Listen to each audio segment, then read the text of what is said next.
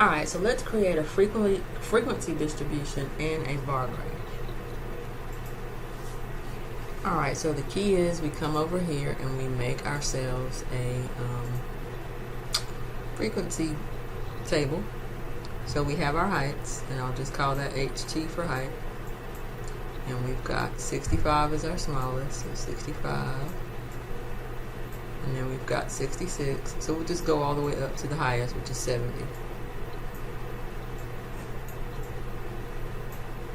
Wow, don't go straight to 70, but you know, put them down as they should be written.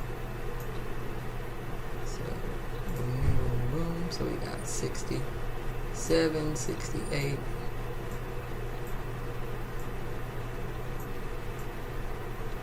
69 and 70. And forgive my handwriting again, it does not get any better. So sorry.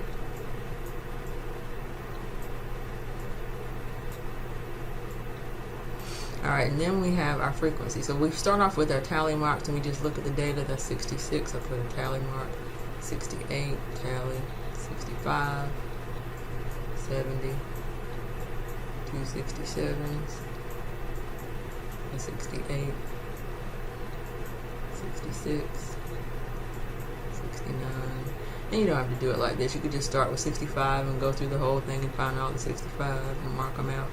However you want to do it. This is just how I do it. And I only lightly mark them out, so in case I missed one, I can go back and erase it and do it again.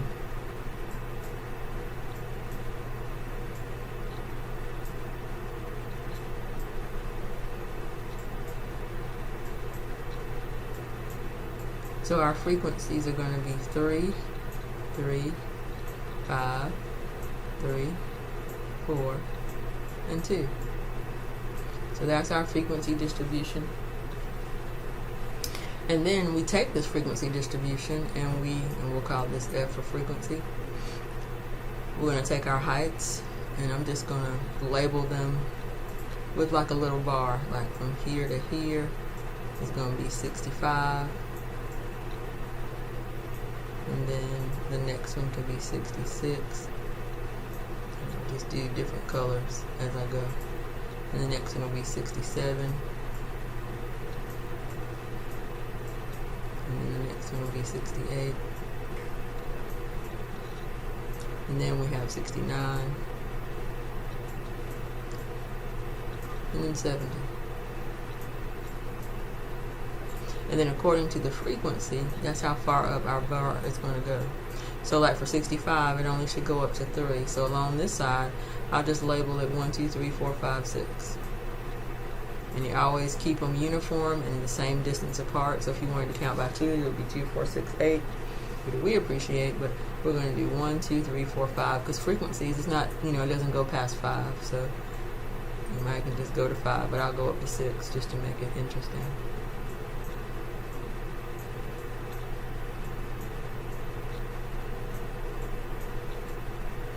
Alright, so here there's 65, it went up to 3, so I go right there and I make that little bar.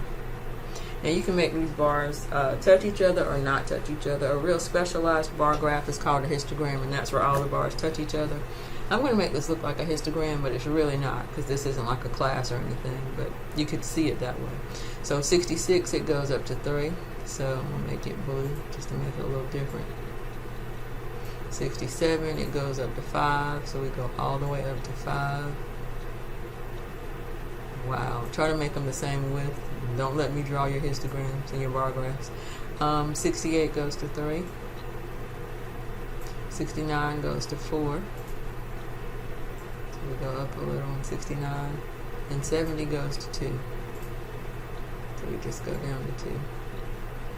And you can make it a little bit better where it actually looks like it's at 2. Instead of having me draw it for you, but you get the idea. It's a bar graph, and it kind of gives you a good visual, like where is, you know, the highest, the heights of these students, what's the average, or it's probably close to 66, 67, because the most people are 67 inches tall, and then the next highest amount is 69, so they're kind of all going towards the center, 67, 68, 69. That's where the heights are, and then the least would be 70, so that's kind of a rare height. All right, let's look at another type of graph, a line graph. When we have to construct a line graph, we kind of just need a piece of graph paper to really make it stick.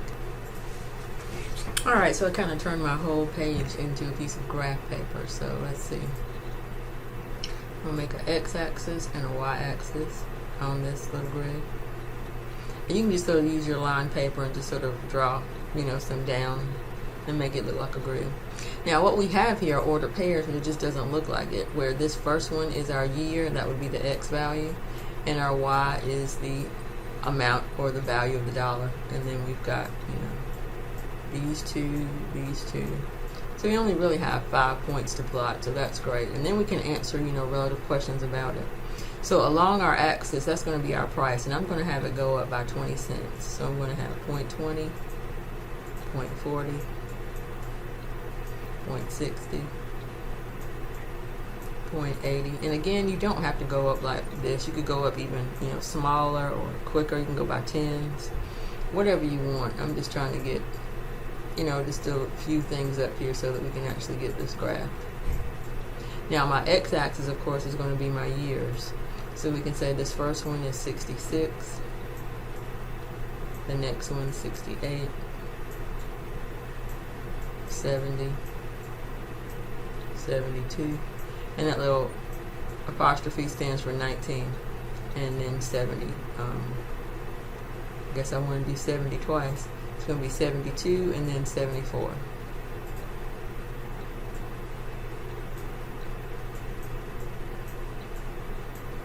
Alright, now when we plot these, it's just going to be in 1966, it was $1.03. So $1 is here, so it's just slightly above it. In 1968, it was 96 cents, so it's not $1, but it's below it, very close to the dollar. 70 was 86 cents, so it's above 80, but it's not right in the middle there, so it's kind of up a little bit. You're just estimating. You don't have to make the perfect spot unless you made these go up by pennies, and then your graph will be perfect. 72 is 80, so that's going to be here. So that one can actually go up a little bit because I want it to be on a line. And then 74 would be 68. And sometimes you can't make things go on a line. It's just going to kind of make a little move. And so 68 would be not up here, not down there, in the middle of 70, so kind of very close to the middle. And then we kind of draw a line through it. And you can just go point to point to point drawing your line. And then you can answer questions like, what do you think it was in 1971? You can go up here and say it was close to 80 cents or 81 cents. And then what about 69? You can say it's like right in the middle there, about 90 cents. 71, it's about, 70, or 67 rather, is about $1, which is what it says right here. So this sort of gives you the trends. Like over time, the value of the dollar appears to be decreasing, and we hope it goes up to be at least $1 again very, very soon. All right, now let's take a look at number 3.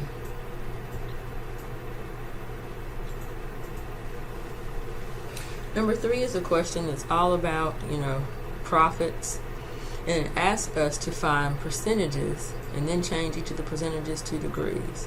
Now, in order to do this, we have to know that we're talking about maybe a circle graph, because if we're talking about degrees, then we're talking about circles. And circles have 360 degrees contained within them. So once we find the percentages, all we have to do is multiply that times 360 degrees. Alright, so the very first thing we need to do is we need to look at the profits for the Tower Center. And we need to take each one of these departments and add them together. And when you add them together, and you're going to use your handy dandy calculator to do so, you end up with $360,000 for the month of January. So they did really well. So the total profits were $360,000. You take each one of the amounts for each department and divide it by 360,000, and that will give you your percentage. So if you want to, you can kind of shortcut this, because there's going to be 3 zeros on the end. You can just do 20 over 360, and that'll give you the percent. And then you could even get slicker than that and say 2 over 36, but you can do 20 over 360, or you can do 20,000 over 360,000. It's all up to you. So go ahead and calculate those very quickly. Alright, when you punch them in, you'll get these decimals, and these represent the percentages. So if you were going to write them as percents, you could round that one up to 6 if you wanted to. Let's do 2 places after the decimal. So that would be 5.56% for appliances. And then that's 2.78% for automotive. And then the next one would be 15.28% for clothing.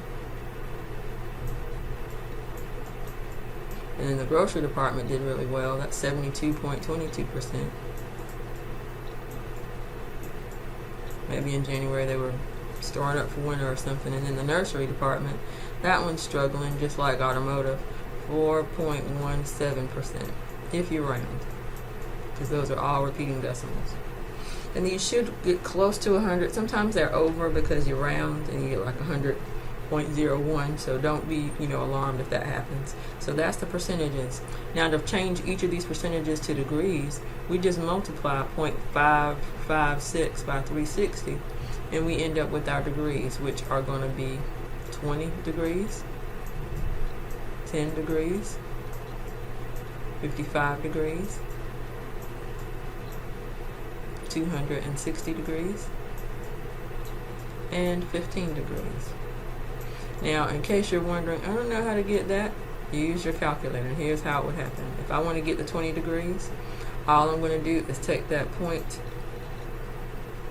0.05555555, and I'm going to multiply it times 360.